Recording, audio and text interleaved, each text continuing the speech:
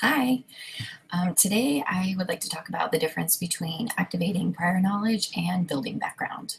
So this is the first of what I hope will be what I'd like to call PD in 3, a series of videos that are no longer than 3 minutes that focus on one aspect of instruction or knowledge that can help English learners.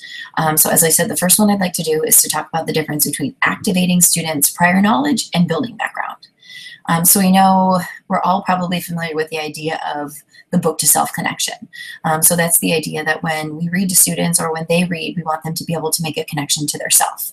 And that's really activating their prior knowledge. So what have they experienced in their life that relates to what they're reading about or what they're learning about? And that's particularly important when we're thinking about being culturally responsive because students may have experienced the content that we're teaching about in quite different ways, depending on where they've grown up or what their cultural and linguistic background is. The idea of building background is really what we do prior to reading to students or prior to having them read that helps prepare them for the rigor and the elevated language and content that is contained within Common Core texts. So one that I recall being mentioned in the past is a passage that is one of the DIBELS progress monitoring pieces that's about going to the symphony. And so for many students, they don't have that personal experience of having been to a symphony, but we might activate their prior knowledge by talking about something that they did where maybe they dressed up, or maybe they went with their whole family, or maybe it was a different type of performance or presentation that they went to. It could even be related to a movie where you go to a theater and you sit and you have to be quiet. So that's kind of the activating prior knowledge piece. And what have they done that's similar to that so that they can get an idea about it? But then if they really don't have any concept of what the symphony is, it's going over some of those key words that they may encounter when they read, showing visuals.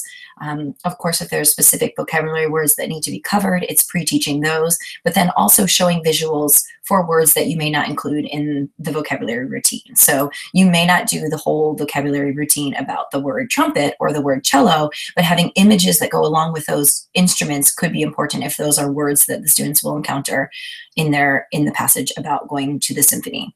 So some of the things that we can do to help students build background are, of course, pre-teaching the vocabulary, also helping them to make connections or explicitly talking about connections between what they've already learned and what they're going to learn to help them understand that they do have some information that can help them process this new information that they'll be learning about.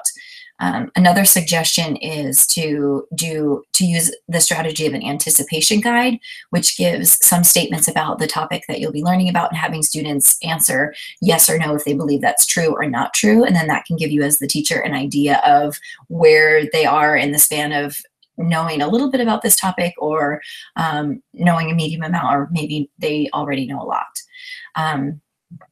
The other piece about the difference between activating prior knowledge and building background is that the activating prior knowledge piece is certainly important, but what we want to do is not make sure that we go too far, because often we have every student who wants to say, one time I did this, one time this happened in my house, one time this happened with my family, and then that can kind of derail the lesson because 20 minutes have gone by and you're still hearing the one-time stories. But the building the background piece is really important because that's foundational knowledge that students need to have in order to move forward with the text.